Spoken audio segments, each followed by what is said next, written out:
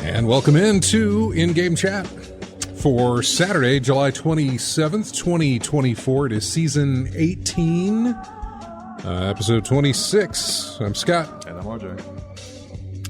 Welcome into the show, everybody. If you would like to get in touch with us, our phone number is 334-272-9228. You can check out ingamechat.net for all the links to get in touch with us. You can also, follow us on Twitter and Facebook. We're on all of those things. Email us, everyone, at ingamechat.net. Streaming right now on Twitch. Go to twitch.tv, search for In-Game Chat. You'll find us there, and you can watch the show live while we broadcast. And joining the chat room while we're there as well. We got Discord set up. We're going up on Discord. Find our Discord link at our website, ingamechat.net, and go to all the way to the bottom. You'll see our Discord link. Click on it, put you right into the Discord where we are, and you can pop on and chat with us, that sort of thing. Let me do this. Thanks that Mama Brian has reminded me. Do that one more time. But yeah, thanks everybody for being here. We appreciate it, and it's so great to see you. Let's get right into it and find out what we've been playing, because I have been playing absolutely nothing. So I'm going to throw this to RJ. What have you been playing?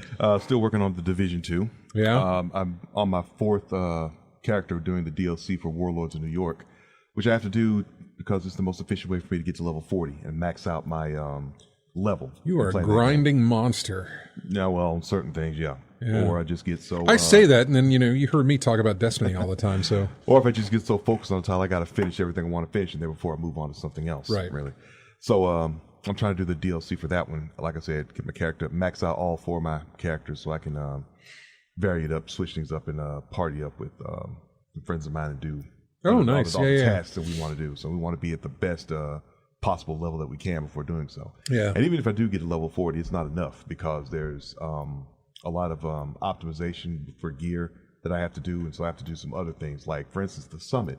I don't want to say horde mode, but it's basically it's 100. I think it's 100 floors of a high rise, and you have to go up each floor till you get to the top and take out the enemies there. And on every 10th floor, you get some boss battle and get some exceptional gear. So each floor has like regular enemies, and then the 10th floor it's like boss. 10th floor boss, 20. And then that's kind of cool. Yeah, I didn't know they had that. That's kind of neat. Yeah, so you can keep going up and up and up and all that good stuff.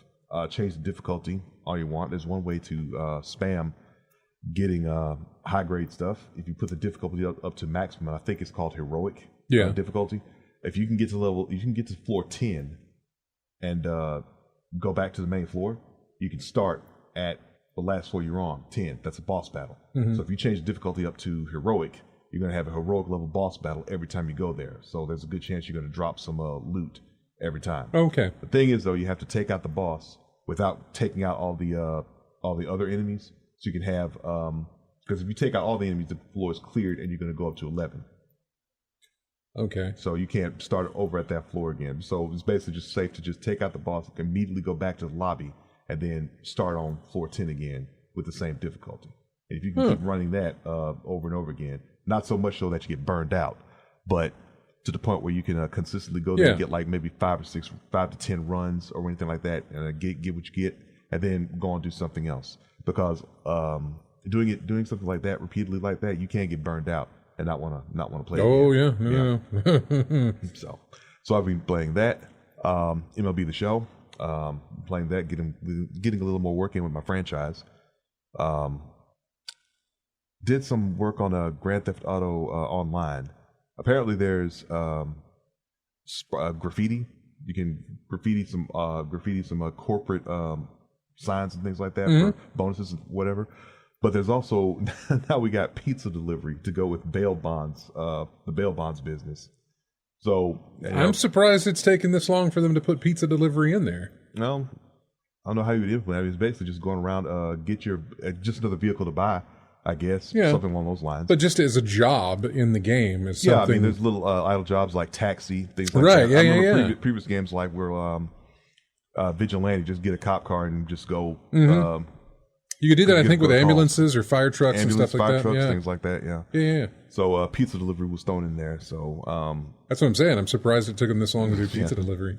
Like DoorDash or whatever, Yeah, I guess just food delivery in general. Yeah, food delivery with bullets, I guess, because I guess there's something else that's going to go on. I mean, it's GTA, either from the game itself or from the other players online. So other than that, a little bit more of Virtua Fighter 5. Still playing the leagues there, trying to get better improve on that. Now, before did you play anything else? No, that's pretty much it. Okay. Yeah. I wanted to end on Virtua Fighter 5, but because before we go into what I played, which again, that's going to be a quick one. Did we have another Evo moment last weekend? Which one?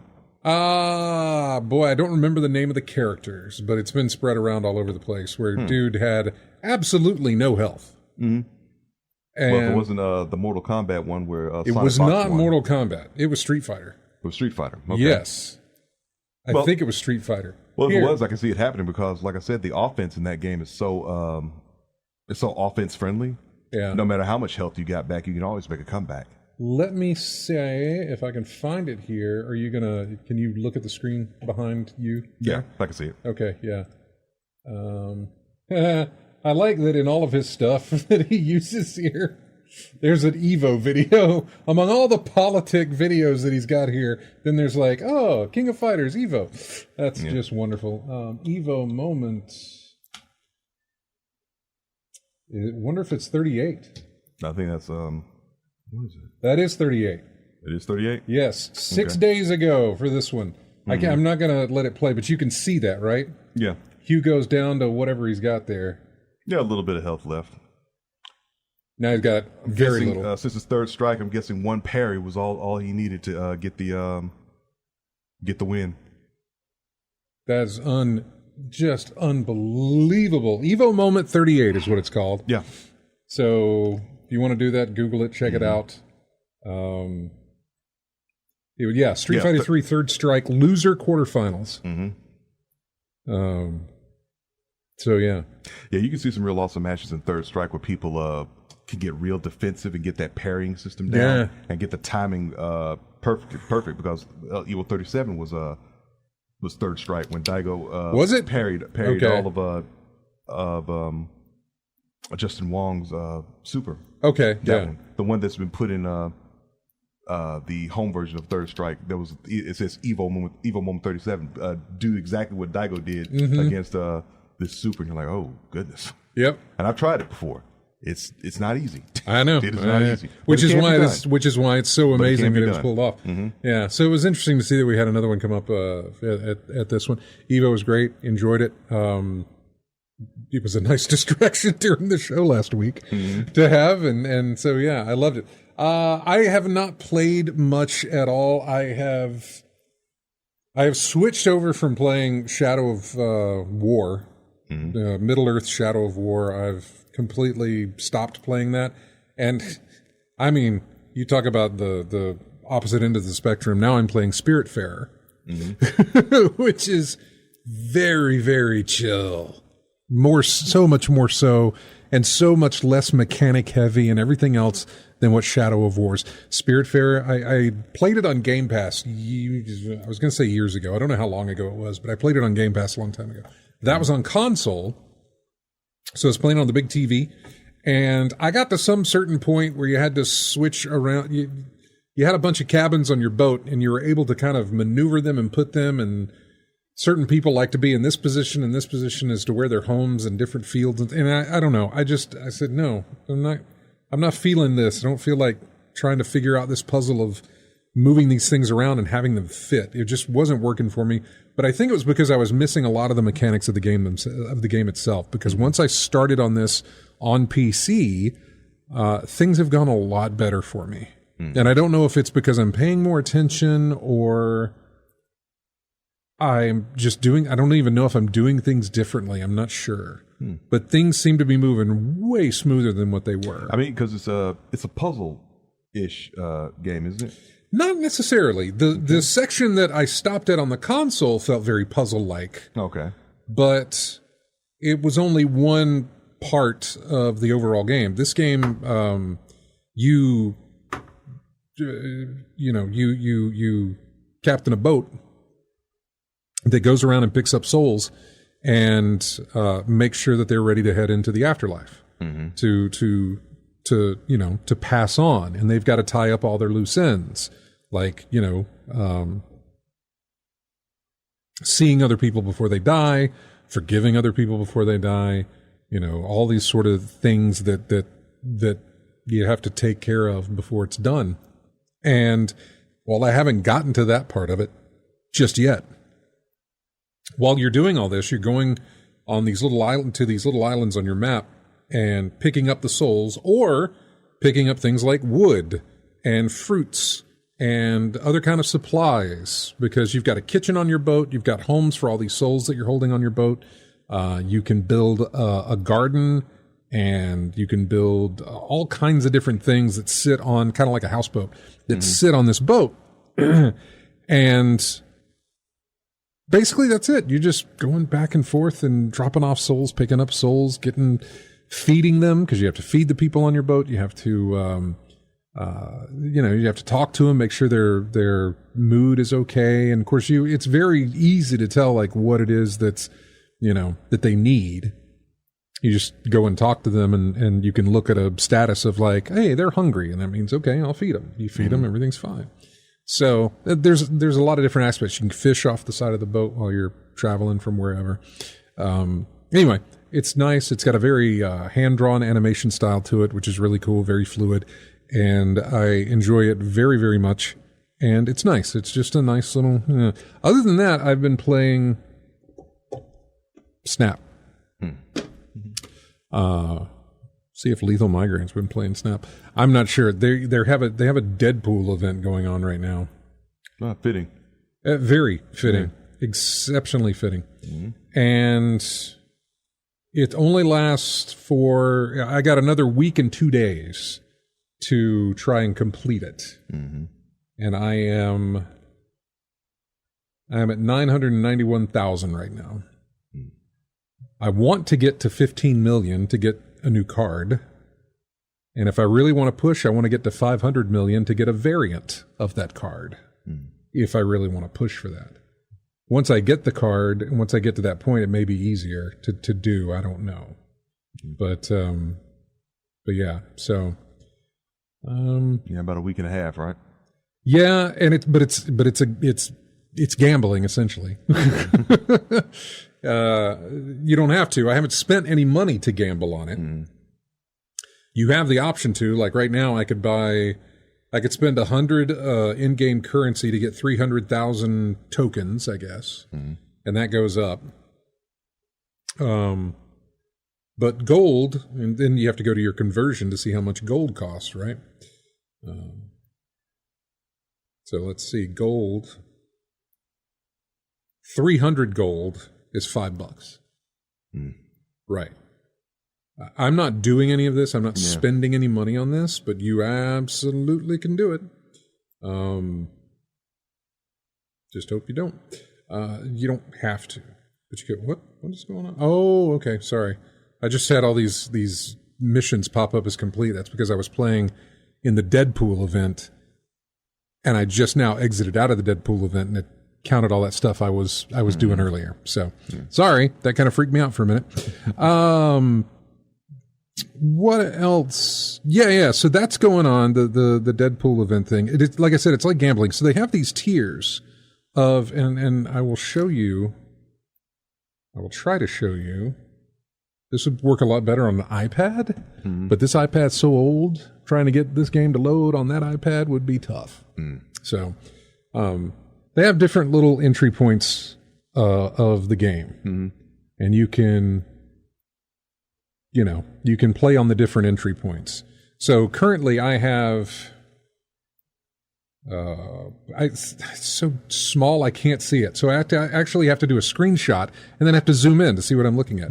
Currently I have 400,000 tokens to play with. I don't know where that puts me on what level I can enter, but it's kind of like hey, if you got this many tokens, you can play at this rank, which means your risks and reward are greater, so the more tokens you have, the higher you can play. Although when you're playing, you're risking losing a bunch of tokens and knocking yourself back down to play on the lower tiers. So there's a little bit of basically gambling going on. There has been before, but the problem with what you do in a regular game is you wager cubes. But you can't buy cubes. They're just cubes. You go into a game and you just wager cubes. That's it. You go up and down a leaderboard. That's all. You don't have to buy stuff. With Deadpool, if I crash out and lose all my tokens, I can't play any of the tiers of Deadpool's little event until they regenerate. Now, in the beginning, that's a little tough. At this point where I'm at, they regenerate at 75,000 an hour. Up to 600,000. So, I'm okay. But for other people who are like, well, I got nothing and I want to spend some money to buy the tokens, and then I buy my tokens and I go in and I lose them all again. Well, now I can't play. So there's a little bit of that, I don't know, kind of smarmy a little bit on the part of them, but I haven't fell victim to it. Yeah, that's how they make the money though, man. I know. The whole loot box thing, all that type of stuff. Yeah, I mean, really, it really seems to be. It's a basic thing. Make grinding annoyingly difficult or tedious, so that you'll jump the gun. Yeah, put a little money down, and get ahead of that. So basically, I play a little bit through the day, and then at night before I go to bed, I'll play some, and to cap it all off, I'll go as high as I can, and I'll throw everything. I'll all in the thing. You know what I'm saying? I'll go all in. If I win it, hey, that's great. If I lose it, well, I'm going to be sleeping for 8 hours or 6 hours. It's enough for that to regenerate up to, whatever it is that I need. So play it's kind of day, there you go. Yeah, exactly. It's kind of nice to sort of just kind of jump in there. The card is, I don't know where you are for comic book characters. It's Cassandra Nova, I believe. Okay. Is the name. And that is Xavier's sister, I think. In the comic book form. Okay. Anyway, it has nothing to do with whatever her power is, but her card ability takes 1 point from every card in your opponent's deck. And you can start with up to 9 cards. So it's a quick and easy, 10, 15. No. Because she has a power. She's not power 0. She has power at like 3 or 4. I don't know. I can't remember what her actual power is. But then you add on whatever it is, how many in a deck, and then you got whatever. So I'm just saying that's her card ability. And it'd be nice to have. So especially since after this week, she will end up in the rotation of cards that you can randomly spend stuff you collected on to get. And if I can do it this way, where I don't even have to spend anything to get it, then I'll do that rather than try and chance it out afterwards. So that's a horrible way to talk about Marvel Snap, because it's not really a great way to introduce anybody into the games. But for those of you who have been listening long enough, it probably just sounds like we're talking about everything else that we talk about, which is gobbledygook. Just gibberish. I don't know what you're saying, but I like to hear you talk about it. Basically is how it works out to be. And that's fine. That's what you're here for.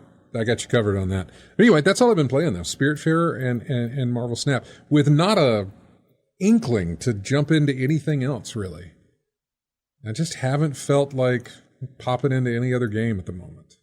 Mm-hmm. Spiritfarer is nice because I can kind of turn your brain off, play at my own pace. How we talked about last time, just something you just start playing and you don't have to just relax and let go and just do anything else. You know? I know, yeah. It's not bad to kind of sit there and do that. I remember I still do have Spider-Man on my PS5 to play, and I really haven't started that yet. Look, you and I both have the backlog, the triple digits of stuff that we need to. It is, and you know what? All I ever look for are new games to play. Yeah. I don't know why, but that's all I ever look for is like, ooh, new game. I kind of want to get that, because a couple of my games that I had on my wish list from the month ago when E3 was going on, well, whatever E3 is, Summer Game Fest, whatever that was going on, a couple of those games that I had put in my wish list and played demos and stuff, they're finally getting released, and it's like, ooh, neat. But it's not there yet. Like some of them are like $17 even on sale, and I'm like, I demoed you. I don't feel like you're $17. So maybe wait for you to come down on a sale or something like that. So yeah, but then look, in some titles that sale will never come. Yeah. Oh yeah, Marvel Rivals is going on. It's currently in closed beta, but you can stream it and watch it. People on Twitch are streaming that Marvel Rivals. It is for those who are curious, that is what's the Overwatch clone, but with Marvel characters basically. Team-based PvP. Yeah. But with the Marvel people, characters. I don't know if it's good. I don't know if it's great. I have no idea. I really haven't been following along to that. I haven't been following much of gaming stuff going on as it is. Kind of seems like we're in a lowness as far as like big news and stuff. Evo, of course. Comic-Con's going on this weekend. San Diego Comic-Con's happening this weekend. Okay. As far as you're going to get any game news out of that, I have no idea. I was looking for announcements or anything like that would take place there, but haven't heard anything. You might get a couple of game announcements when it comes to, I don't want to say movie titles, but like, maybe a new Alien game or something, because I know they're pitching the Alien film and stuff like that. So just different things. But I don't think we'll get too much game news out of Comic-Con. Get a whole lot of movie and TV news, though. Yeah. Yeah. We got an update on BioShock from Netflix where they're toning down the budget on that. What else did we get an update on? Probably got an update on a couple of other game-related media things like Amazon Prime has an animated show based on one of the League of Legends things, and I can't remember what it's called. But they have, and so they're getting a new season of that they were talking about. But not Arcane, is it? It's not Arcane because that's Netflix. Okay. That is in the same universe as, what I'm talking about, the League of Legends. I'm not familiar with the League of Legends at all. I'm not either, but Arcane is fantastic. Arcane, that series on Netflix, was wonderful. And I'm okay, or I'm sad, but I'm okay that they're just going to be 2 seasons. The next season comes out in November, and then they're gonna be done with it. I hate that because I would love to see it go longer, but I'm also like, well, if you're going to wrap up the story, go ahead, wrap it up. It's going to be that good. Go ahead. I mean, things just can't happen forever, sadly. Does Arcane look expensive to you? The series or the series? Yeah. Yes. There you go. There you go. That's the reason why then. I say that. I don't know. But if you can condense, like you say, if you can condense a story and get to the end of it and finish it off, do that. Yeah. Have at it. Better finish it off than have it end like halfway through in the middle of a season or something like that, which has happened before sometimes. But yeah, so as far as I'm concerned, not much that I've been doing as far as what gaming is concerned. I have watched a lot of videos on gaming, basically just some reveals. I saw the date reveal for, I think it was called Black Faith. Looked very Souls-like, whatever it is. What, the Wukong? No. It's a different. There's that. But then there was something called Black Faith Forsaken, I think is what it's called. It's not ringing any bells. No, it wasn't for me, and it was a date announcement, and the trailer showed absolutely no gameplay, but it had very, very Souls-esque look to it. Yeah, typical. Trailer, no. Well, I'm sure there was. This was, like I said, it was just a date announcement. So I was like, well, okay, if this is the date announcement, maybe there is some, because it's coming out next month. I'm like, okay, maybe there's a trailer out there with gameplay. Yeah. Maybe I have seen this and I don't remember. Mm-hmm. Very likely in my regard. So if it didn't have much impact on you when it did come out. Well, that would be the thing. If they did show gameplay and it was Souls-like, my mind's like, all right, I'm not playing that. It's not. It looks great, but I ain't playing it. Yeah. You know? But I don't remember. I would like to try and remember, but I don't remember. No problem with memory. So yeah.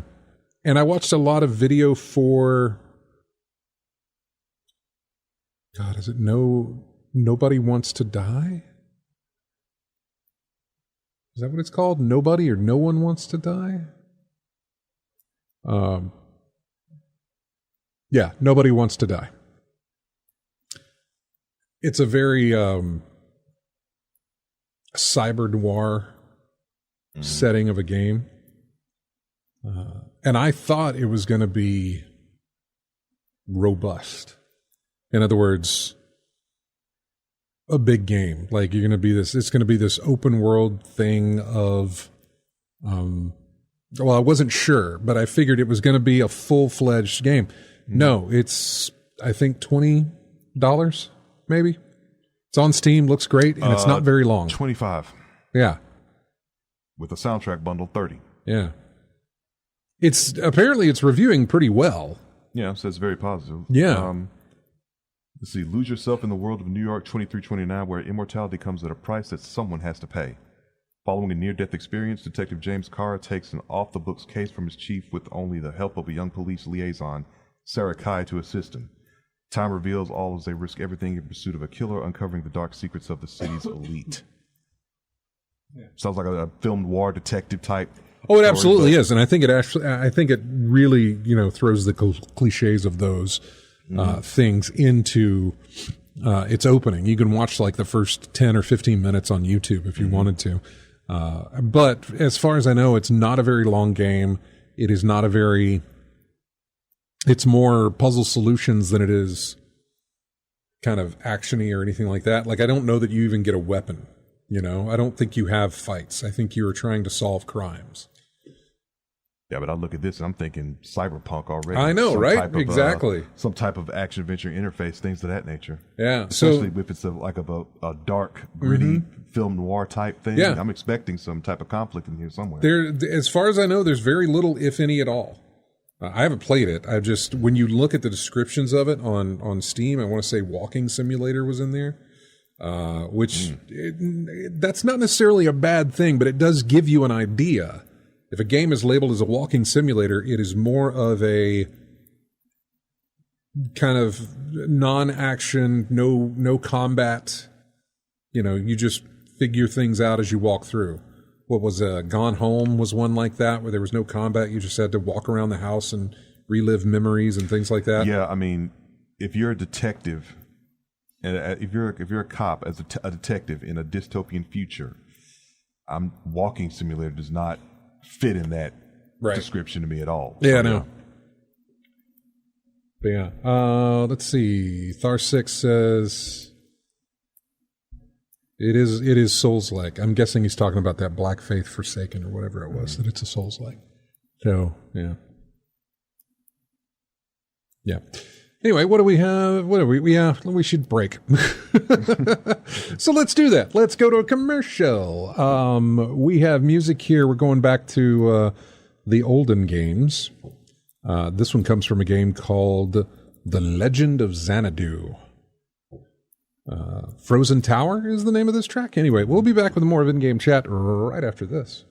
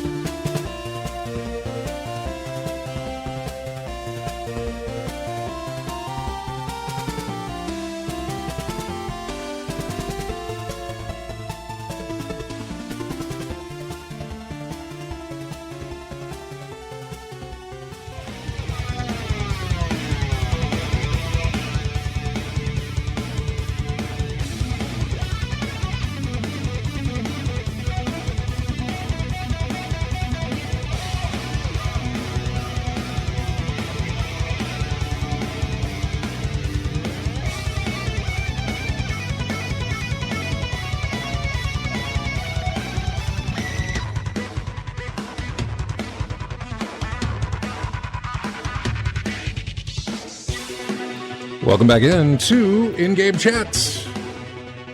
This comes from a game called, I have fond memories of it anyway, Rise of the Triad. The track is called Going Down the Fast Way.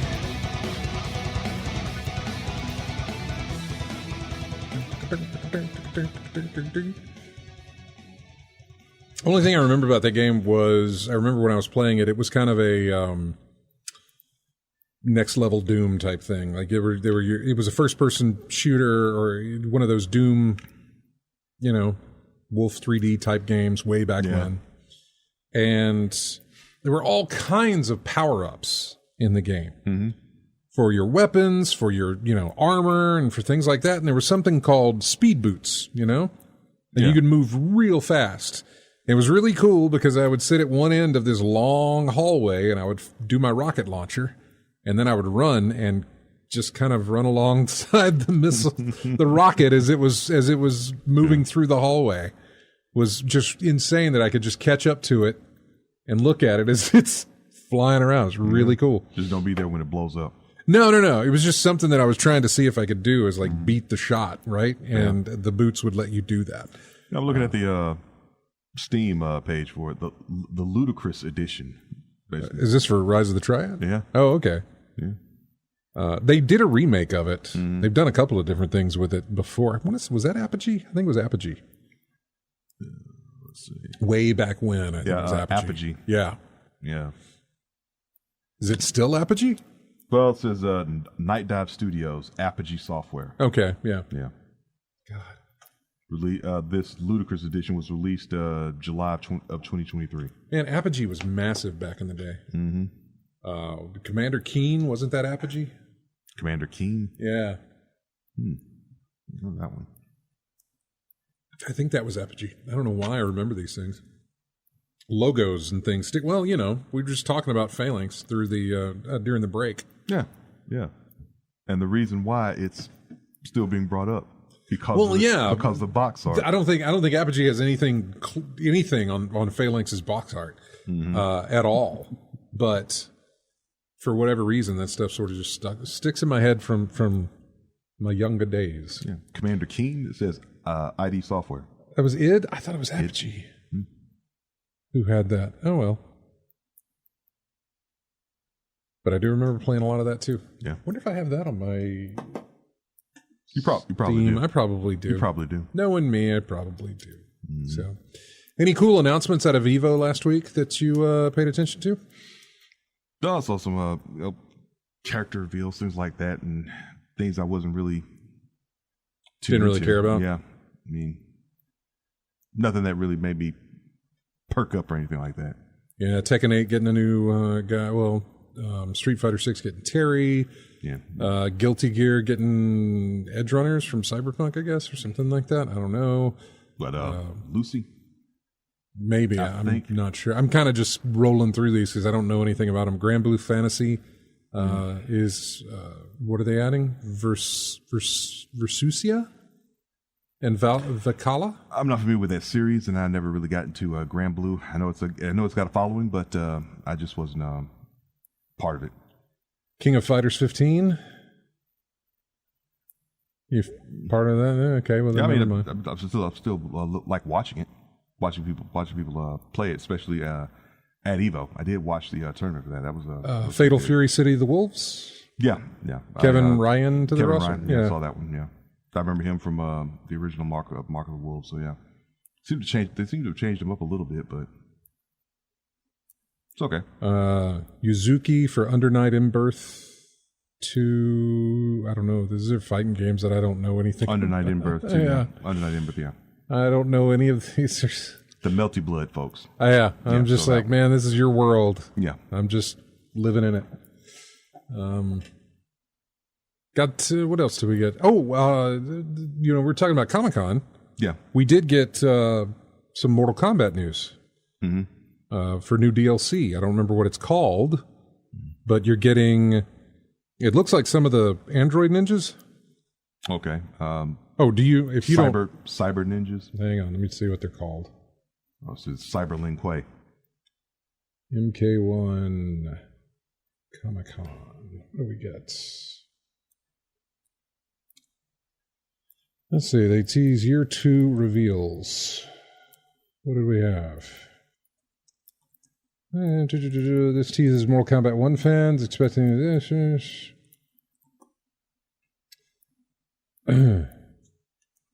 Well, okay. Year 2 for Mortal Kombat. They will get, it says it's going to continue the story. You get future fighters and big surprises. Oh, wait. And then he says, we can't wait to show you at Comic-Con. No. Don't tease. Tell me. Chaos Reigns DLC. That's what it's called. Everything I say that would have a C is all with a K. So we're getting Noob Saibot.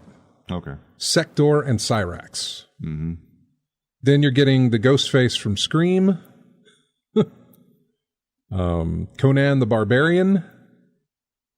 And a very actor-looking Robert Patrick T-1000 from Terminator 2. Mm-hmm. Being added to a bunch of the roster. So some classic characters and celebrity guest appearances from other franchises. Yeah, they released a new trailer for it, and it'll include Chaos Reigns will include new story chapters and the second combat pack. Pre-ordering the DLC will also net you 4 new costumes as well. It was also announced that Animalities will be returning to the game as part of a free update available to all players, whether you purchase Chaos Reigns or not. So yeah, when is that coming out? Doesn't say here. Wait, I'm sorry. This says that we have confirmation that it will launch on September 24th on Nintendo Switch. So it might come out before then. But by September 24th, everybody will have it on all the different platforms. It doesn't tell me anything else. So yeah. What else do we get from there? Marvel vs. Capcom producer says the development team has big dreams for a crossover series for Marvel vs. Capcom. Were you big into that? Marvel vs. Capcom 2. Yeah, I mean, we were just 2. Like, was 3 bad? Or? 3 was like really heavily offense based, and I didn't like it as much as I did 2. 2 was Marvel vs. Capcom 2 to me was the sweet spot of that series. How do you feel about Street Fighter? Where was the sweet spot of Street Fighter? Or does it have one? I like the Alpha series. Did like that one. Third Strike. I did like Third Strike. I had to get used to that. Is there I don't follow obviously the fighting game community, so I don't know. But is there a consensus among the fighting game community? Is like this Street Fighter is really the one that's you know. Yes, there's nothing wrong with the others, but this one was like peak.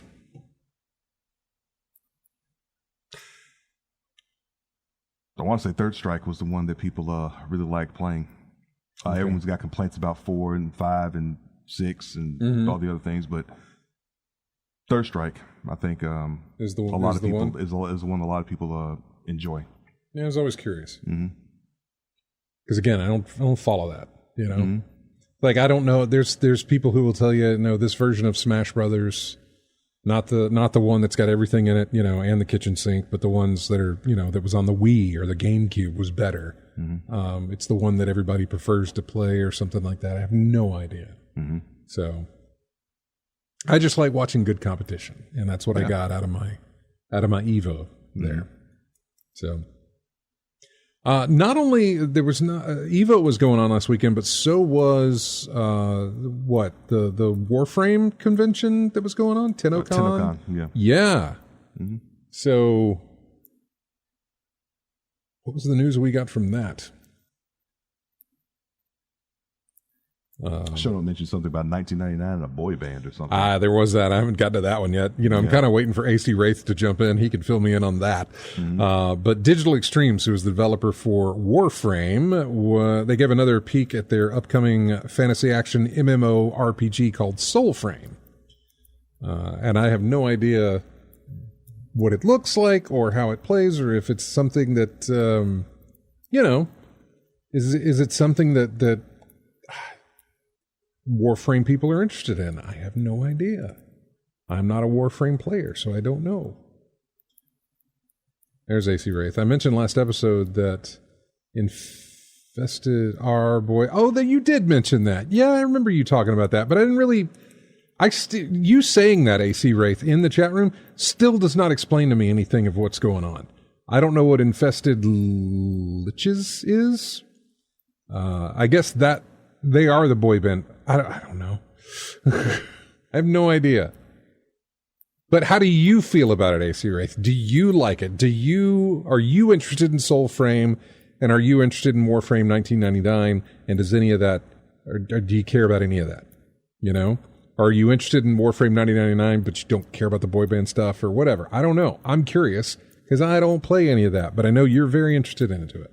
So I'm just wondering how you feel about it. That's all. That's what I'm trying to figure out on this. What else do we have? These are just some quick hits that I'm getting to. Not that we have any kind of a big story to go over, because there's really not anything to go over. There is that situation with Humble Bundle, which is after they were sold. I say Humble Bundle, it's actually Humble Games. Mm-hmm. Now, Humble Bundle is part of Humble Games, but the entire Humble Games devs were told that the company is shutting down. They say it's restructuring, but effective staff disputes that company statement. An anonymous staff member impacted by the layoffs told GameIndustry.biz that the statement is patently incorrect, emphasizing that all of Humble Games staff were laid off this week. Operations are said to be moving to a third-party consultancy, which will handle all remaining games. In a transcript of a meeting with the president of Ziff Davis's shopping and technology division, it was suggested affected staff may be offered opportunities elsewhere within Ziff Davis or at the Powell Group, which is the consultancy third party that we're talking about. Former Humble Games employees telling the Aftermath website that the restructuring claim is to save face, but that it's a lie. The site also cites Chris Radley, a former Humble Games employees who left in 2022, who posted on LinkedIn that this is not a restructuring of operations, but a total shutdown of Humble Games with no internal staff remaining.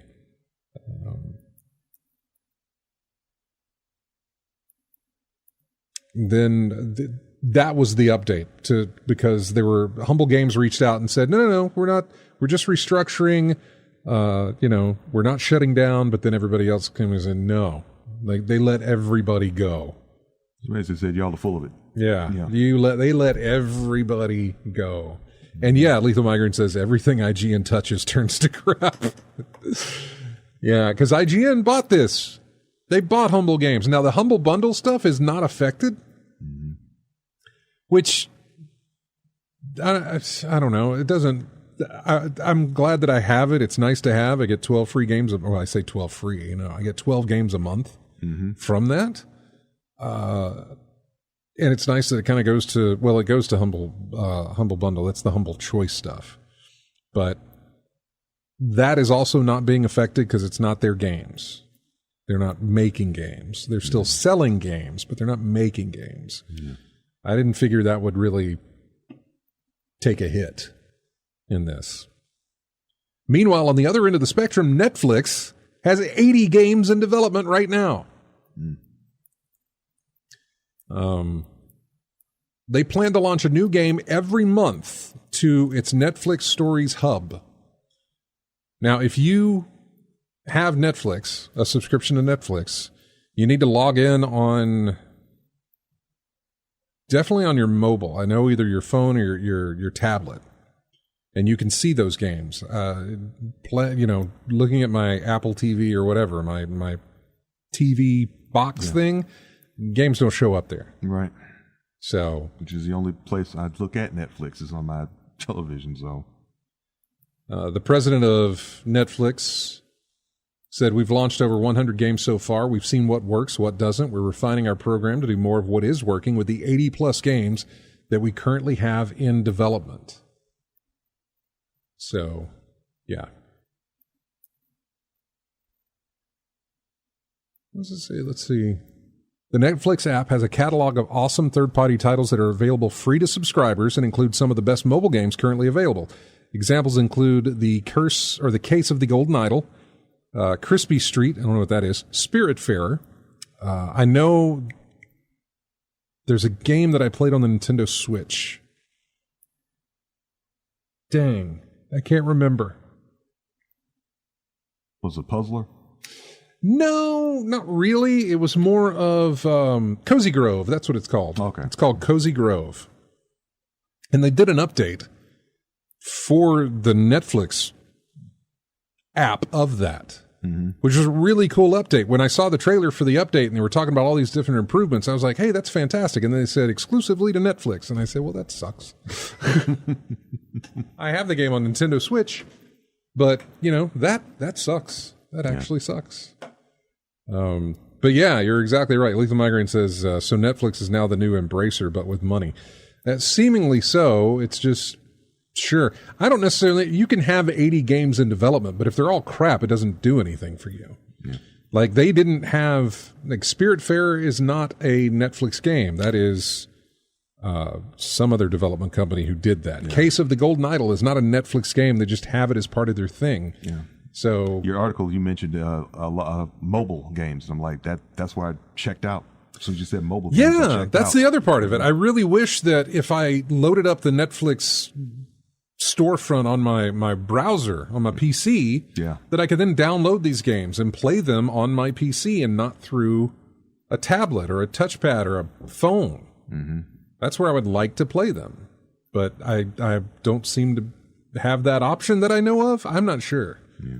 I also don't have a subscription to Netflix, and I haven't. It'll be a year next month that I haven't had a subscription to Netflix. I just like something that's going to make you get a subscription to it. So far, nothing. Yeah. So far, nothing has changed my mind to get a subscription to Netflix. Now, see, I do have a subscription to Netflix, but I have, like I said, I watch it on my television, not on my portable device. Well, the interesting thing, if you do have a portable device, then you have those games available to you if you want to. I remember there were a couple that were kind of cool. I can't remember what the big one was when I had my subscription, but there was like, ooh, this is available and you can play it for free on Netflix. And I was like, okay, that's cool. But there are some much smaller games that are really built for touchpad things and things like that, puzzles and stuff. And that's kind of nice as a little distraction every now and again, nothing that's really going to keep you engaged for a long amount of time. Yeah. Just something to kind of kill time with, which is what it's there for. We got to take a break. When we come back, we'll jump into more news here. We have music from the Sega CD. Did you have a Sega CD? Years after it was discontinued, I just found it on eBay somewhere and just for the heck of it, picked it up. Just to have it. Yeah. And I think I got a Sonic CD, played that. And I want to say I got Final Fight on there as well. Yeah. All right. I think I got those two titles on there. Well, this comes from the Terminator game that was on Sega CD. It's called Taking to the Air is the name of the track. It does not sound anything like you would think music from a Terminator game, film, or anything else would sound like, but jovial. A little bit, not as foreboding, sort of end of the world in, Judgment Day-ish type of thing. Nothing sort of near that. We'll be back with more of In-Game Chat right after this.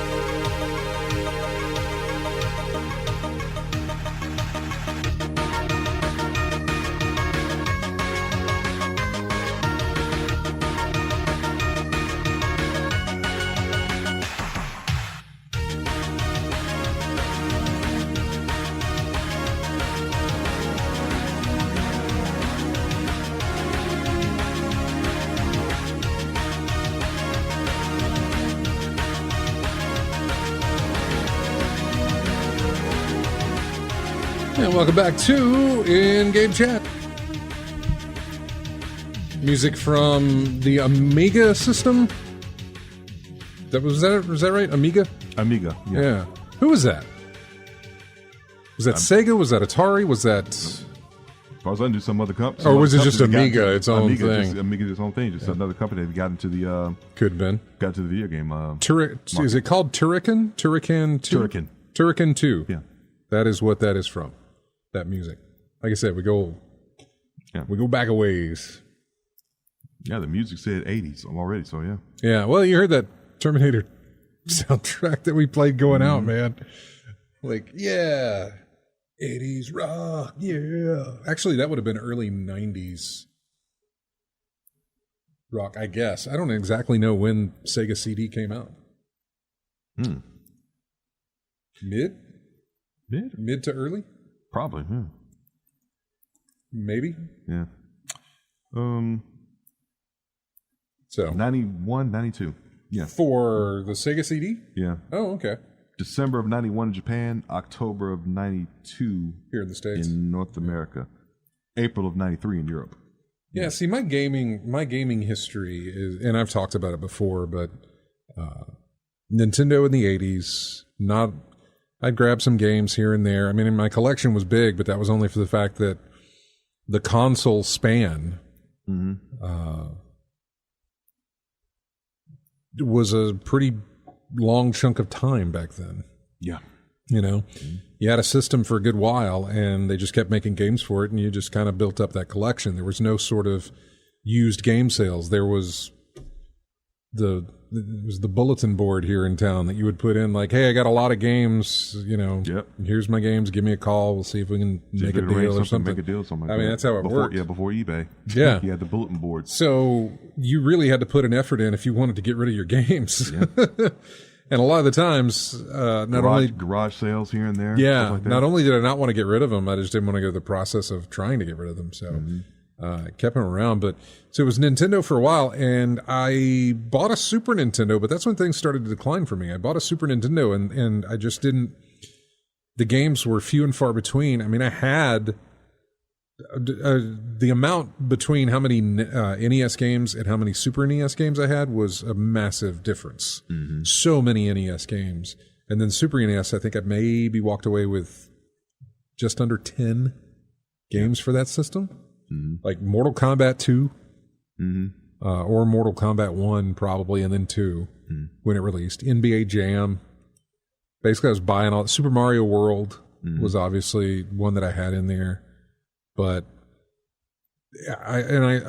honestly, I start to forget exactly what else was left. Uniracers was another one that I really enjoyed, but I don't know that I actually owned it. Mario Paint. I had that. And I really can't tell you any other games that I had for my Super NES that I can remember. And then it stopped. I didn't play games after that. I never got an N64. I never got a PlayStation. What else? I didn't get a Saturn when it released. There was a brief moment there where I bought a Super Nintendo, sold it to get a Sega Genesis, and then sold that to get a Super Nintendo back. Because Sonic looked really cool. Or maybe that was before Sonic. I can't remember. Anyway, regardless, I didn't have it very long. But that was around the era where I basically stopped. I don't know what was going on to fill my time there and what I was doing, but I just was not playing games. And I think it didn't really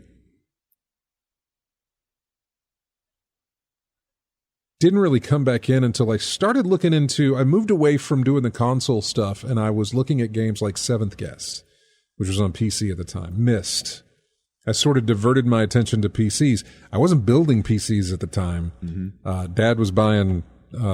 he wasn't building PCs either. At the time, I don't even know... Obviously, you could build them, but these were... Pentium 2s and things like that. They were dinosaurs as far as they're concerned. But I was playing Wolf 3D, like I said, and Doom, Myst, and Seventh Guest and things like that on my dad's computer. Is that what your puzzling bug bitching? Probably. Yeah. Probably because Seventh Guest was very much a puzzler thing. And then especially when Myst came about, that obviously did something to me. Yeah. Because Myst was a big deal. And the remaster of Riven is getting fantastic reviews. The thing looks amazing. I'll eventually pick it up. Yeah, Myst is always one of them games I've always heard of, just never. Well, you've heard of it because of the legacy that it had, because at the time it was, it sold so many, it was such a bestseller of a game. And it was in the CD-ROM era and that sort of thing. And so it was a massive success.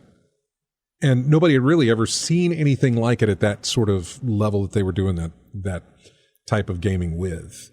And I would imagine that that's probably where the puzzle aspect set in for me. Maybe.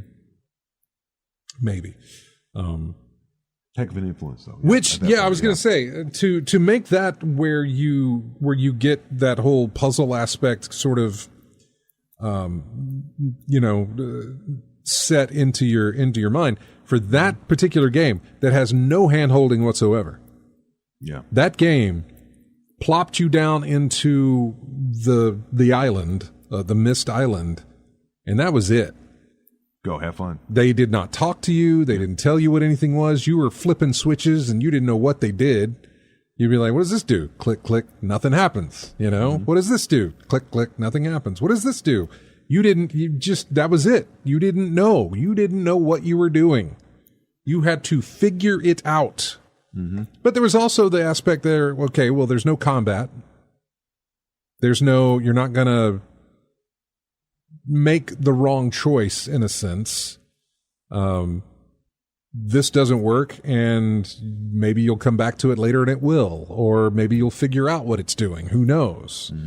But the problem with that is that you start off like that at the very beginning where things are able to be interacted with, but you don't notice anything of a change when you do. And that happens, especially at the early part of the game, that happens at almost everything that you're doing. Until eventually you get to something where you do make an interaction and something does happen right in front of you. Like, okay, this is progress. Yeah. And you keep moving on and sort of start to learn. Yeah. The satisfaction of the incremental progress you make across the island. Yeah. Yeah. And I mean, and that really set in with me. Not that I wanted that. I'm not necessarily a fan of games that kind of plop you in and don't tell you anything. I'm especially not a fan of it when it's a demo. Now, you know what you're getting if you're going to play the Riven demo, because it's the sequel to the Riven remaster that they did and the demo for that. I mean, it's a sequel to Myst. You know what you're getting into. But there are some demos that I played, they're not puzzle-oriented, not anything-oriented, but they just plop you in and they don't give you any kind of a tutorial about what you're doing. They give you no context for what you're doing. And that's a bad demo. Like, you need to put some context around what I am doing here, regardless of how either simple or complicated it might be to do such a thing. It still needs to be there for the player to understand what they're getting into. If you've released it as a demo.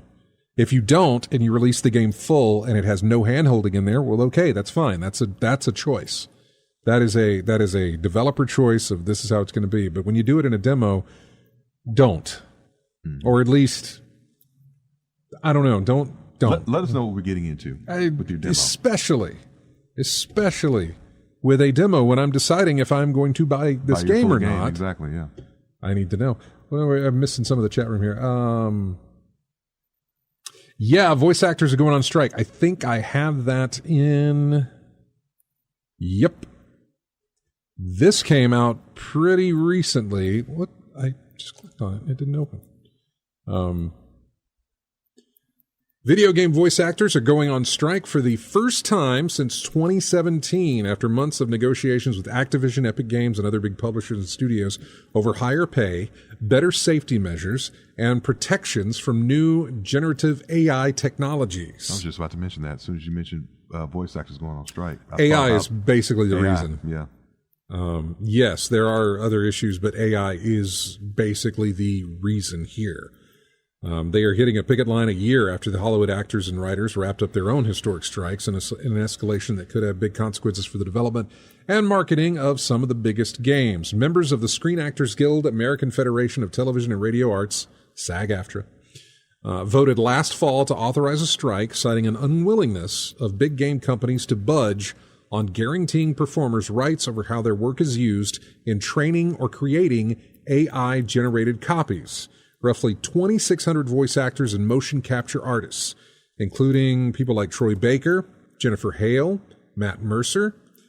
They've all been working without an interactive media agreement since November. This strike started yesterday at midnight.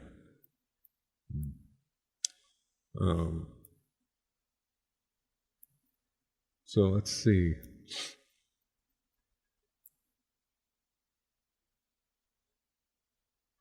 The video, this is chief negotiator talking. The video game industry generates billions of dollars in profit annually. The driving force behind that success is the creative people who design and create those games. That includes the SAG-AFTRA members who bring memorable and beloved game characters to life. Getting into some spin here. Frankly, it's stunning that these video game studios haven't learned anything from the lessons of last year, that our members can and will stand up and demand fair and equitable treatment with respect to AI, and the public supports us in that. I absolutely support them in that. Then again, you're listening to my voice right now, and so I absolutely support that. I have messed around with AI. It is amazing what it can do. Yeah. It is amazing in the fact that technology is there for it to do what it can do, and it is amazing at how scary a future will be, because it's only going to get better at doing what it already does and mimicking your voice or any voice you hear. And you can already see how it can be easily used for entertainment and how it can be misused for something else. And we're in an election season? Yeah. Ooh, man. And given how susceptible folks are to stuff they read on the internet, Thar 6 says it might delay GTA 6, I guess. I'm not sure. I doubt it. But then again, I don't know. I have no idea if... the thing about voice acting is usually, especially with GTA 6, you've already story scripted everything. You know? I would say at this point, your story is written and complete. You're not still editing story. I mean, the game is done. You're just still... I mean, the game's not done, but everything that would require your voice actors, your writers, that's all been taken care of. Mm-hmm. I feel like. I could be completely wrong on this. Your plot should be ready by now. Right. Everything. Yeah. I feel like everything's done, because then you got to go in with your animators and everything else, and they've got to put all that stuff on top of it to make it play right and look right and everything else. But I think your voice actors are probably already done. So yeah, I don't know. I could be wrong. I don't know where GTA 6 is in development. What exactly the order is for in terms of implementing a AAA game like that. Right. Yeah. Yeah. Well, I mean, I visited the set of the mocap set for Uncharted 3 way back when. Yeah. But boy, I wish I could remember what year that was that I did that, and then what year the game released. So I could give you an idea. I'd have to go back into my photos to give you an idea of when that was. Actually, you know what? I can probably do that, no problem. Let's see. Uncharted 3 was released November of 2011. Okay, well, hang on a second. Let me look in here, because I'm going into... There's San Diego. I wasn't in San Diego, though, was I? Where was I? What is that? Is that it? What year did you say? 2011. That's when it was released. Uncharted 3. November of 2011? Yeah. Well, I'm completely wrong then, because the photos I have from that mocap session was June of 2011. Never mind. Everything I just said prior to thinking everything's wrapped up and ready to go, out the window. Sorry. I know. You're looking at, you have the same guy. Yes, I know. No, let me think again. I know. Because did Uncharted use the actors as the body type for the characters on screen, right?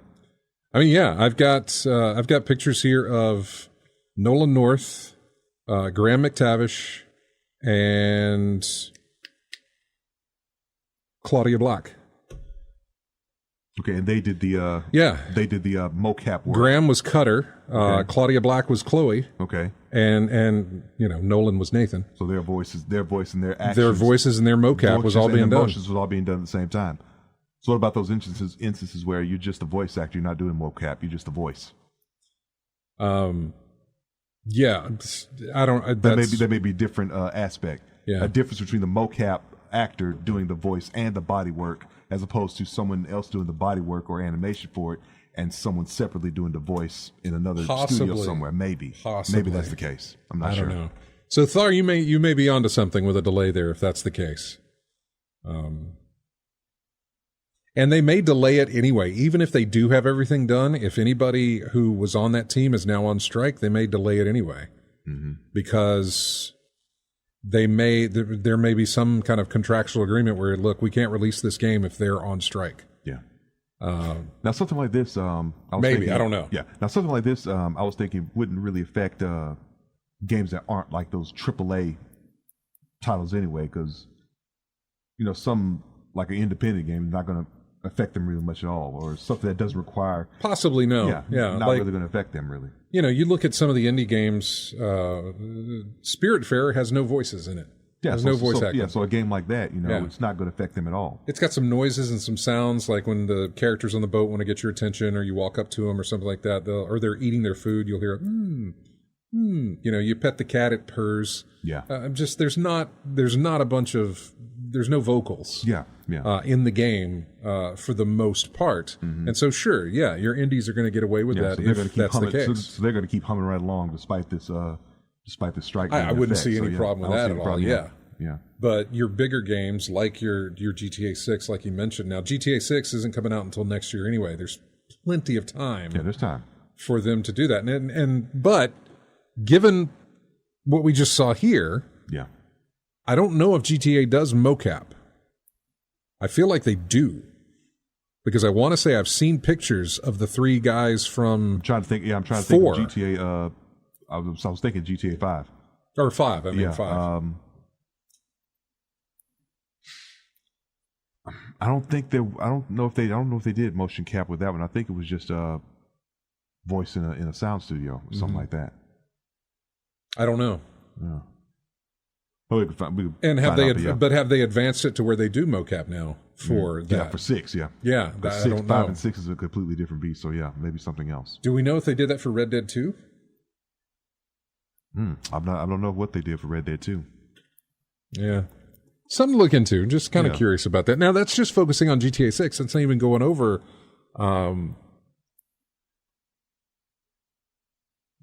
I don't know what other. I'm trying to think of other like big titles that are coming out or something like that. Why is my brain just like nothing there? Assassin's Creed Shadows. I don't know if they use mocap or not, but do you think that game's finished? Well, we don't know. They haven't said it's gone gold, and usually when it's gold, that means it's going to the production to, burn out the discs. Yeah, press the discs or whatever. Yeah. Yeah, and so I haven't heard anything about them going gold. I don't know what this might have. I don't know what kind of effect this may have on our game releases coming up in the future. I'm kind of curious now. Yeah. Maybe I should read the rest of this article. While games set to come out this fall, like Dragon Age: The Veil Guard, whose recently revealed voice cast includes several guild members, they likely have already had their voices and mocap work completed. The strike means SAG-AFTRA members would be unavailable for projects that are starting production soon or years out.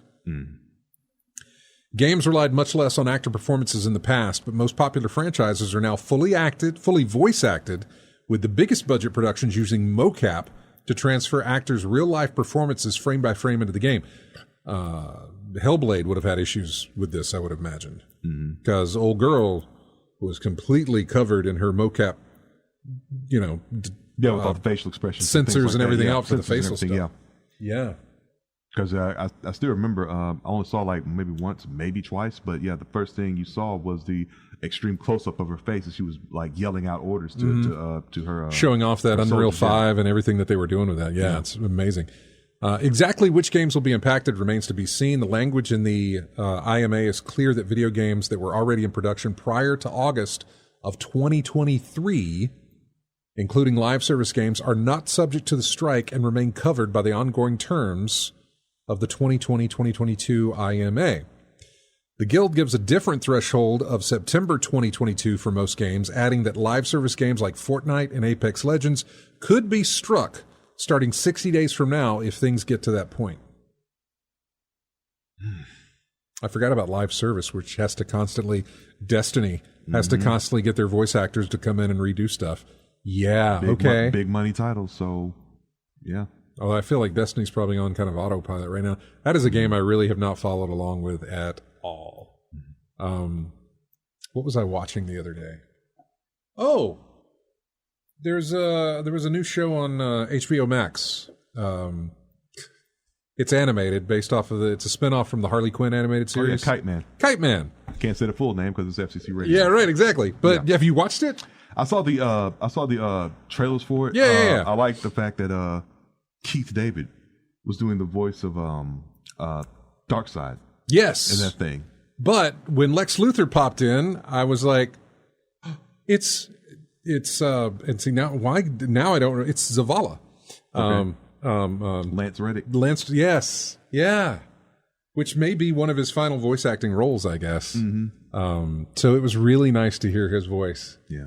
I was surprised because I didn't know he was in it. And as soon as I heard it, man, you talk about like hitting me in the brain of like, oh, Zavala. Yeah. Oh, that's one of the Vanguard talking to me through a Lex Luthor skin. Yeah. Saying some really bad words. Yeah, that cartoon's not for kids, but it's great. By the way, you can tell some of the folks in there had a good time voicing that one. I mean, yeah, you're just enjoy it, have fun. Trying to look over some more of this. SAG-AFTRA video game voice actors are set to hold a panel at San Diego Comic-Con coming up. It'll feature Ashley Birch from Horizon Forbidden West, Nashir Dalla from Red Dead Redemption 2, and others will be there as well. By the way, I saw the final trailer for Borderlands, the film. Oh, Beckinsale, Curtis, and Hart. Yeah. Yeah, that one. Okay. Yeah. It was nice to see some more characters being shown, like in some quick clips of some of the characters that are in there that you could recognize for the game. But man, they are trying their hardest to be like, make it as much Guardians of the Galaxy trailer as you can make it. Like it seems like they're really pushing for that vibe. You make it sound like they're trying to be something they're not. That's what it feels like, but I don't know because I haven't seen the movie. It's a trailer. Yeah. So they're trying to shape the trailer into that, which will end up putting people in seats and getting something that they're not expecting. You know what I'm saying? They're expecting that because that's how you framed your trailers for that, and then you go in and watch it. It's like, there's nothing like this. You know, I've been bamboozled, which is probably what's going to happen. I guess. I don't know. I hope for good things. I don't want it to be bad. I would love for it to be good. I want more of our video game branches that are in other media to do well. And it's so far it's on a better track than what it used to be. Yeah. What with Fallout and Last of Us. Fallout and Last of Us are. And I'm probably leaving behind a couple of things, but like I know Halo had 2 seasons, but not bad. I mean, it wasn't, it had 2 seasons worth, which is something. Yeah. And there's probably a couple of other game related media that I'm leaving out. Arcane. Being one of those things, some of those aspects. So yeah, and like making it appeal to people who have absolutely no idea about the source material it comes from. If you can appeal to everybody like that, you've done a pretty good job. Yeah, I think so as well. Lethal Migrant says, what about a game like Brothers, A Tale of Two Sons, where they are speaking, but it's gibberish? Or The Sims? I think in that regard, it depends. Gibberish probably doesn't require them to hire voice actors to do that. You could generate that on a computer. Yeah. You can do that, be fine. Or like that stuff you hear in Animal Crossing. Right. Like something like that. Like when I was talking to developers, when I would, hit up PAX and E3 and things like that, I was always like, hey, if you need an extra voice, I'd love to do something. Just to put my voice in a game, I think it would be great. Yeah. But a lot of them, especially your bigger publishers, were restricted. They could not, as much as they would have been like, yeah, sure, be an NPC that just says hello, some stupid thing like that. They can't do it. They have to hire union. They have to. Yeah. And so, but in something where it's just gibberish and not actually words, I don't necessarily think they need to hire a voice actor to do that. I don't think it's required of them to do that. So I think they'd be fine. I don't think there's any problem there. And you talk about Star Wars Outlaws, but Outlaws comes out next month. It's not going to be affected by this strike, or anything like that. It may, depending on the promotion for it. In other words, the voice actors can't go and promote the game because they'll be on strike for it. Possibly, I'm not sure. Anyway, we got to take a break. When we're going back to the Sega CD.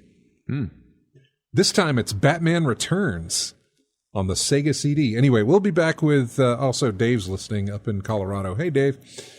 He's getting ready to head out to work, but he's listening on the app. So, hey, buddy.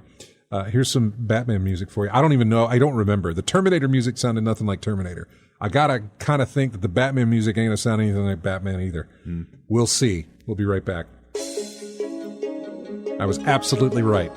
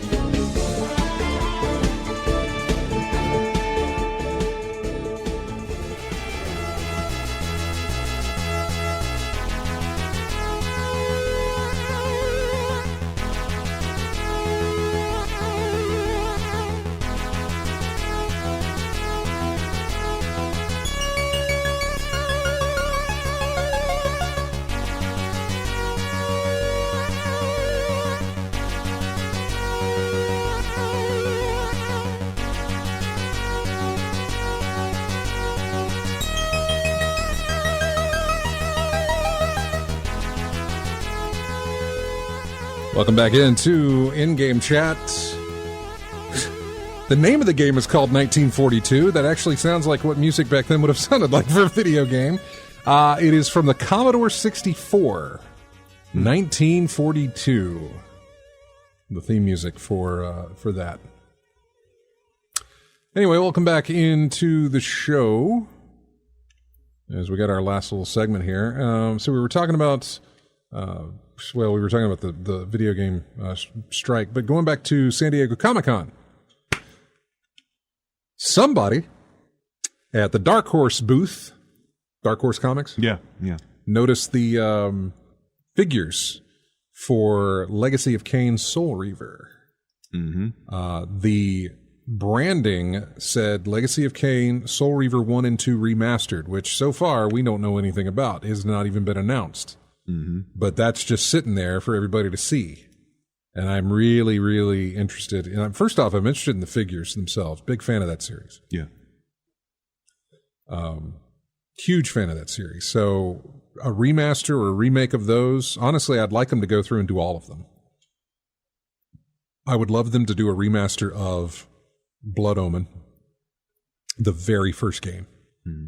That would be fantastic. I loved Blood Omen.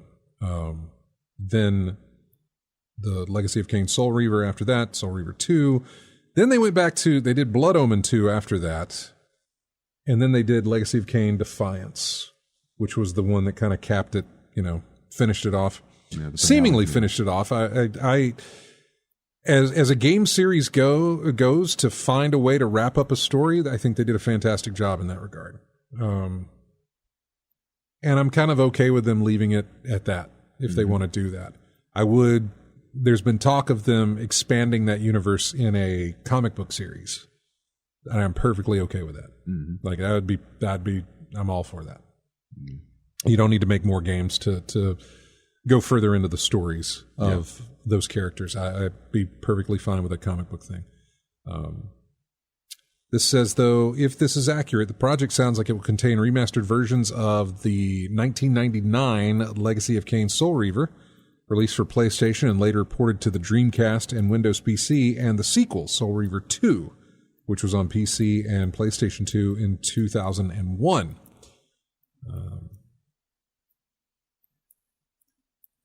That's right. They were both directed by Amy Hennig, and they were published by they were developed by Crystal Dynamics, and both were directed by Amy Hennig. Seemingly unintended reveal came courtesy of display at Dark Horse's booth, where the company showcased a pair of statues featuring Raziel and Kain battling each other. Yeah, you're right. That is thunder out there. Now that I hear it in my headphones, that's thunder out there. In 2022, after acquiring Eidos, Crystal Dynamics and the team at Square Enix Montreal, Embracer, who bought them, said in an earnings report that it saw great potential, not only in sequels, but also in remakes, remasters, spin-offs, as well as transmedia products. Just so you know what that means, it just means other media, comic book form, animation, movies, just different types of media. Yeah. So yeah, I hope we get something out of that. It'd be great. And if it comes at San Diego Comic-Con, that's great. You know what I haven't looked at is my feed to see if there is any sort of news out of San Diego Comic-Con while we're doing this. And I'm checking real quick. The problem with a lot of this is that a lot of your video game websites are also reporting on your television and movie news. So I can't always be certain that the headline is something that relates to the movie or to a video game. Okay, absolutely nothing that I can see. Have we gotten any good movie stuff? Some Star Trek things, I guess. Mm-hmm. I don't know. When is... All right, so this has nothing to do with what we're talking about, video games. Okay. I have a thing with megalophobia. Yeah. I have a weird, bad sense of dread whenever excessively, massively, unrealistically large objects exist. Mm-hmm. I get a little sense of... makes your anxiety perk up a bit. I get anxiety. If I want to feel a sense of vertigo, I just go up to a very tall skyscraper. I never look up when I walk up to them. But if I walk up to the side of a skyscraper and then I look directly up, I will get a bad sense of vertigo. Just really throws me for a loop. Anyway, my whole point of this is that Marvel teased their Hall H presentation that they're doing today with a drone show. And the drone show was the head of Galactus coming up over the horizon in this scale that was that would freak me out if I was there. I can already tell just by looking at it that it would freak me out to see it up close. Mm. Although, sometimes I go looking for those things just to get freaked out by them. Mm. What did I watch last week? I watched Eternals last weekend, Marvel Eternals. It was a very forgettable film. I was about to say, isn't that the one that got roasted in... It got massively roasted. Yeah. The reason I was interested was for two things. It's got a few moments of megalophobia in it, or a few moments of things that give me that. And the whole season of Marvel Snap prior to this Deadpool thing, which started about 2 weeks ago, the whole season prior to that was dealing with the Eternals And so watching that movie again after messing around with the cards in Marvel Snap, I had a much better awareness because there's a ton of characters in that movie. Mm-hmm. There's like the whole cast of characters, there's like 8 whole people. Mm-hmm. And figuring out what their name is, what they do, and all that stuff, I do a lot better after playing Marvel Snap. I just had a better understanding. The movie necessarily didn't get better. I mean, I like it. Mm-hmm. But there just was no way that it was going to survive everything that it had to survive. Mm-hmm. It had to survive reshoots. It had to survive COVID. It had to survive releasing after COVID. It had to survive releasing after Endgame, which was, there was just nothing that was going, everything was trying to fill a void at that time. And I think obviously they've stopped now, or according to the stuff I've seen, Deadpool and Wolverine's going nuts at the box office with the money they're making. Mm-hmm. Apparently they've already made their reported budget back in just 2 days. So yeah, they're fine. Good start. Yeah, no, it absolutely is. But I have a certain appreciation for the Eternals film. Mm-hmm. I like what it set up, and I like that it's getting called back in the Captain America film that comes out next year. Mm-hmm. So that's just me and my Marvel rant. Sorry.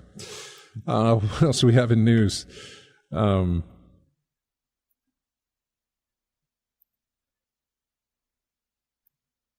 Oh, I see what I did here. I see what messed up.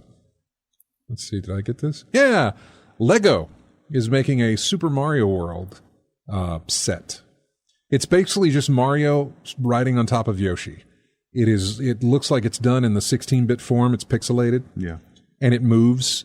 Like you turn a crank and little Yoshi's feet move and his mouth opens with his tongue and everything else. Mm-hmm. It's just really, really cool. It comes out, I think, later on. When does it release? October. Mm-hmm. And it'll be $156. So, yeah. I thought it'd be easy, $300. I'm surprised that it actually is that cheap. That's not bad. It's 1,215 pieces. Anything about scale? It's a good question. What is the scale?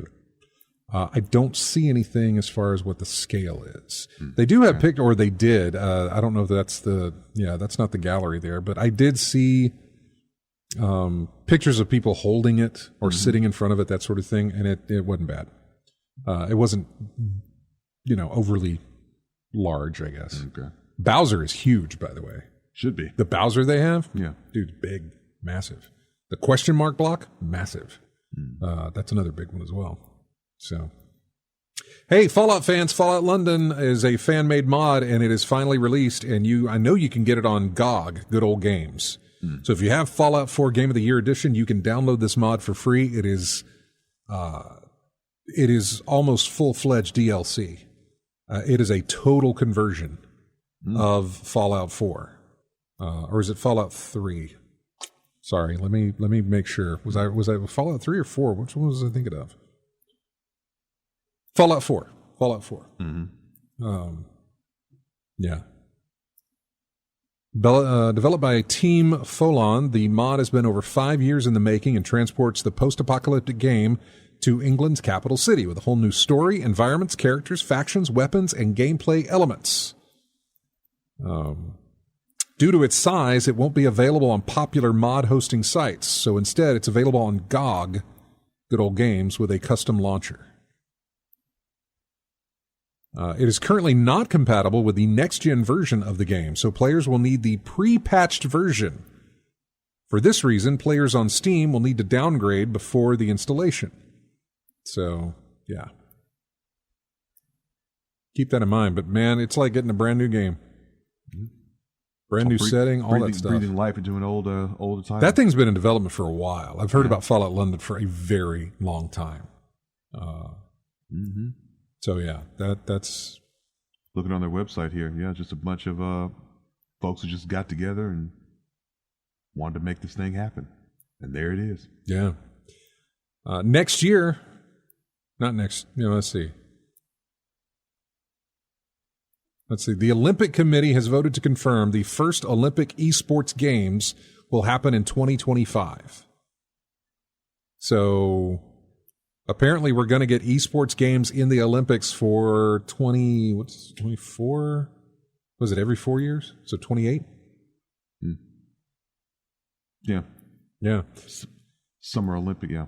So I guess, is that a summer game? Is that a winter game? What is it? What is Olympic? What is esports? Where does that fall in?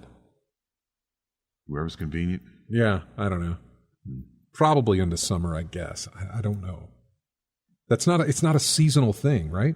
No, shouldn't be. No, because tournaments and things happen year round. So hey, see, Red says hello, Korean gold medals.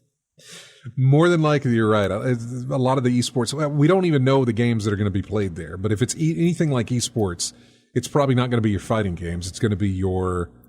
U.S. struggles in that too. So yeah. Yeah, I know, but it's still probably going to be things like League of Legends, things like Dota 2 or stuff like that, where teams play and do that. So.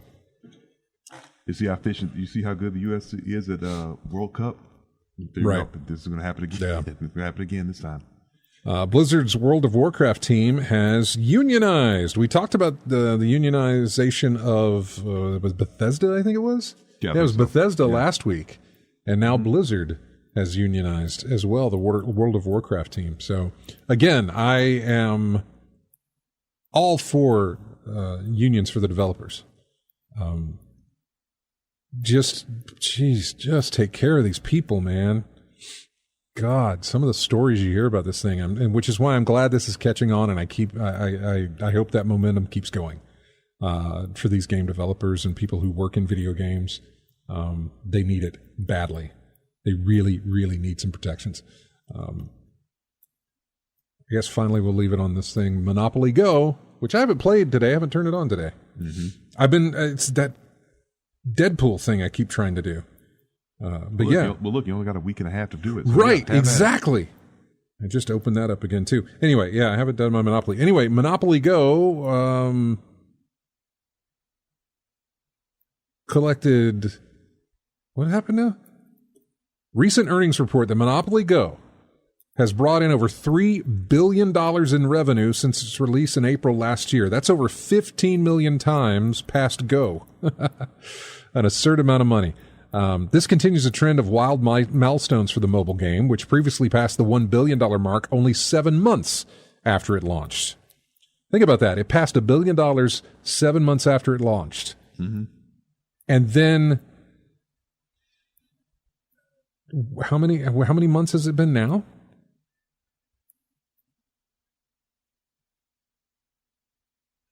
I'm trying to see because now they're over 3 billion. And that was, how long ago was that? 7 months after it launched. Hit $1 billion 7 months after it launched. Yeah. Like when did the game launch and how long has it been since that? Because I feel like they have easily compounded that. April of 2023? Yeah. Yeah. So 7 months after April of 2023, it made $1 billion. Okay, it's around November. Yeah. And now 7 more months or so. Well, I don't know how many more months that is. Yeah. About 7 more months, I guess.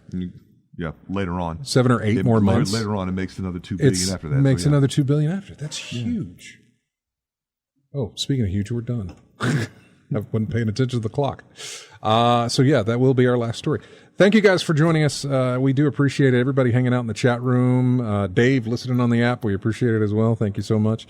But yeah, we're going to end this one on a music note for you. It's from, it says PC 98. It's the main theme from a game called Xenon is the name of it. So you guys have a fantastic week. Enjoy it. We will be back next week. We appreciate you guys hanging out with us. Thank you so much for dropping by, and have a fantastic week, y'all. We'll see you next Saturday.